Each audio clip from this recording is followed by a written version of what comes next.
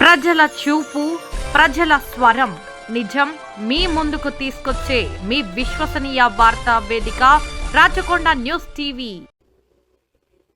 BRS చేపట్టిన బంద్ నేపథ్యంలో Karimnagar MLA Gangula కమలాకర్ను పోలీసులు గృహ నిర్బంధం చేశారు. దీంతో గంగుల పోలీసులపై చిందులేశారు. పోలీసులను ఏకవచనంతో సంబోధిస్తూ అసహించుకున్నంత పని చేశారు.